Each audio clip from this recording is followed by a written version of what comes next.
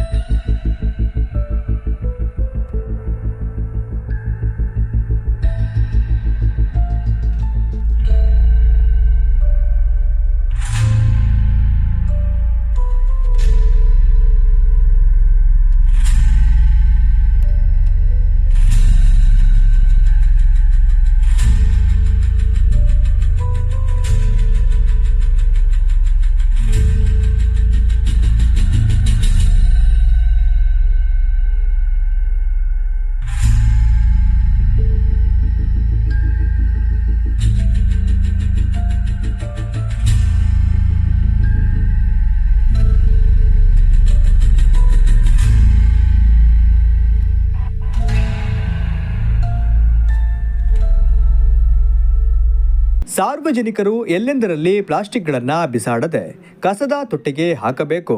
ಎಲ್ಲೆಂದರಲ್ಲಿ ಬಿಸಾಡಿದ ಪರಿಣಾಮ ಹಾಗೂ ನಗರಸಭೆಯವರ ನಿರ್ಲಕ್ಷ್ಯದಿಂದ ಹಸು ಇಂದು ಸಾವನ್ನಪ್ಪಿದೆ ಎಂದು ಕರ್ನಾಟಕ ರಕ್ಷಣೆ ವೇದಿಕೆ ತಾಲೂಕು ಅಧ್ಯಕ್ಷರಾದ ಪೂರ್ಣಿಮಾ ಅವರು ಆಕ್ರೋಶ ಹೊರಹಾಕಿದ್ದಾರೆ. ಹುಬ್ಬಳ್ಳಿಯಲ್ಲಿ ಒಂದು ಹಸು ಬಿದ್ದು ಒದ್ದಾಡ್ತಾ ಇತ್ತು. ಸುಮಾರು 11:30 ಬಿದ್ದಿದೆ ಅಂದ್ಕೊಳ್ತೀವಿ. ಯಾರೋ ನೋಡಿ ನನಗೆ ಫೋನ್ ಕರೆ ಮುಖಾಂತರ ತಿಳಿಸಿದ್ರು. ಹೋಗಿ ನೋಡಿದ್ರೆ ಹೊಟ್ಟೆ ಫುಲ್ ಉಬ್ಬರಿಸ್ಕೊಂಡಿತ್ತು.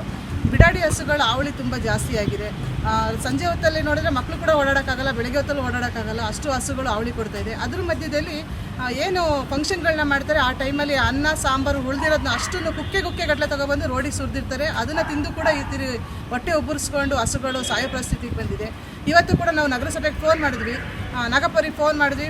ಸುಮಾರು ಒಂದು 20-25 ಬಾರಿ ನಾನು ಕರೆ ಮಾಡಿದ್ರು ಕೂಡ ಅವರು ಯಾವುದೇ ರೆಸ್ಪಾನ್ಸ್ ಮಾಡಲಿಲ್ಲ. ಅದಕ್ಕೆ ಆನಂತರ ಕಮಿಷನರ್ ಅವರಿಗೂ ಕೂಡ ಕರೆ ಮಾಡಿದಾಗ ಅವರು ಇಲ್ಲ, ಇವತ್ತು ಮೀಟಿಂಗಲ್ಲಿದ್ದೀವಿ, ಹಾಗಾಗಿ ಇನ್ನು 1 ಗಂಟೆ ನಂತರ ನಾವು ಸಿಗ್ತೀವಿ ಅಂತ ಹೇಳ್ತಿದ್ದಾರೆ. ಆದರೆ ಇವತ್ತು ಹಸು ಮರಣ ಹೊಂದಿದೆ. ಇದಕ್ಕೆ ಯಾರು ಹೊಣೆ? ಪ್ರತಿಯೊಂದು ಬಾರಿಯೂ ಇದೇ ಥರನೇ ಆಗ್ತಾ ಇದೆ. ಆದರೆ ಹಸುಗಳಿಗೂ ಕೂಡ ಒಂದು ಸುರಕ್ಷತೆ ಇಲ್ಲ. ಗೋಶಾಲೆಗೆ ನಾವೇನಾದ್ರು ಕರೆ ಮಾಡಿದ್ರೆ, ಮೇಡಮ್ ನಾವೇನಾದ್ರು ಹಿಡ್ಕೊಬಂದರೆ ನಮ್ಮ ಮೇಲೆ ಕಂಪ್ಲೇಂಟ್ ಮಾಡ್ತಾರೆ, ಹಾಗಾಗಿ ನಮಗೆ ತೊಂದರೆ ಆಗ್ತಾ ಇದೆ, ನೀವು ನಗರಸಭೆಗೆ ಮಾಹಿತಿ ತಿಳಿಸ್ಬೇಕು ಅಂತ ಹೇಳ್ತಾರೆ. ನಗರಸಭೆಗೆ ಯಾರಿಗಿಂತ ಮಾಹಿತಿ ತಿಳಿಸೋದು ನಾವು? ಯಾರಿಗೂ ಕರೆ ಮಾಡಿದ್ರು ಯಾರೂ ತೆಗಿಯಲ್ಲ, ಮತ್ತು ಯಾರಿಗೆ ಹೇಳೋಣ ನಾವು? ಆದರೂ ಕೂಡ ಪಾಪ ನಮ್ಮ ಕರೆಗೆ ಸ್ಪಂದಿಸಿ ಇವತ್ತು ಗೋಶಾಲೆಯವರು ಬಂದರು.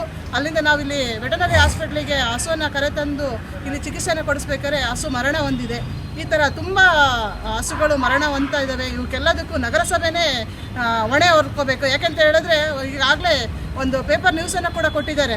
ಏನೇ ನೀವು ಬಿಡಾಡಿ ಹಸುಗಳನ್ನ ನೀವು ಹಿಡಿಬಹುದು, ತೊಗೊಂಡೋಗಿ ನೀವು ಗೋಶಾಲೆಗೆ ಹಾಕ್ಬೋದು. ಆದರೆ ಗೋಶಾಲೆಯವರು ಹಿಡಿಯಕ್ಕೆ ಬಂದರೆ ಅವರ ಜೊತೆಗೆ ಇರುವಂಥ ಬೇರೆ ಪುಂಡು ಪೋಕರುಗಳು ಹಾವಳಿಗಳನ್ನ ಮಾಡಿ ಅವರ ಮೇಲೆ ಹಲ್ಲೆಗಳನ್ನು ಮಾಡೋದು, ಕೇಸ್ಗಳು ದಾಖಲಿಸೋದು, ಈ ಥರ ಮಾಡ್ತಾ ಇರೋದ್ರಿಂದ ಅವರು ಕೂಡ ಮುಂದೆ ಬರಲಿಕ್ಕೆ ಭಯ ಪಡ್ತಾ ಇದ್ದಾರೆ.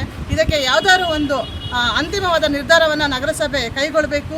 ಮೂಕ ಪ್ರಾಣಿಗಳ ಈ ಥರ ಜೀವವನ್ನು ತೆಗೆಯೋದನ್ನು ಕಮ್ಮಿ ಮಾಡಬೇಕು ಅಂತೇಳಿ ನಾನು ಅವರ ಬಸವರಾಜ್ ಸರಲ್ಲಿ ಹಾಗೂ MLA ಅವರಿಗೂ ಕೂಡ ನಾವು ಇದ್ರ ಬಗ್ಗೆ ನಾವು ಕಂಪ್ಲೇಂಟ್ನ ಮಾಡಬೇಕು ಅಂತ ಅಂದ್ಕೊಂಡಿದ್ದೀವಿ. ಈ ಥರ ಇವತ್ತು ನಂಗೆ ತುಂಬ ಬೇಜಾರಾಯಿತು. ಇವತ್ತು ನೋಡಿದ ತಕ್ಷಣ ಸುಮಾರು ಒಂದು 11-11ವರೆಗೆ ಬಿದ್ದಿದೆ ಅಂದ್ಕೊಳ್ತೀವಿ. ನಾವು ನೋಡಿರೋದು 2-2:30 ತಕ್ಷಣವೇ ನಾವು ಗೋಶಾಲೆಗೆ ಕರೆ ಮಾಡಿದಾಗ ಅವರು ಇಮಿಡಿಯೇಟ್ಲಿ ನಮಗೆ ಸ್ಪಂದಿಸಿದ್ರು.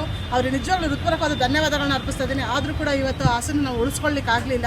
ಈ ರೀತಿ ಮುಂದಕ್ಕೂ ಈ ರೀತಿ ಆಗದಾಗೆ ನಗರಸಭೆ ಎಚ್ಚರ ವಹಿಸಬೇಕು ಅಂತೇಳಿ ನಾವು ಕಮಿಷನರ್ ಬಸವರಾಜ್ ಸರ್ ಅವ್ರ ಹತ್ರ ಕೇಳ್ಕೊಳ್ತಾ ಇದ್ದೀನಿ. ಧನ್ಯವಾದಗಳು.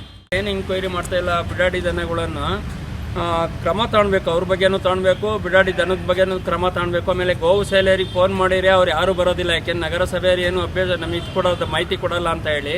ಆಮೇಲೆ ಪುಂಡ ಪೂರಿಗಳು ಹಿಡಿದ ಗೋವು ಸೇಲೆಯಿಂದ ಬಂದು ಹಿಡಿದವರಿಗೆ ತೊಂದರೆ ಕೊಡ್ತಾರೆ, ಕೇಸ್ ಮಾಡ್ತಾರೆ, ಈ ಥರ ಎಲ್ಲ ಮಾಡ್ತಾರೆ.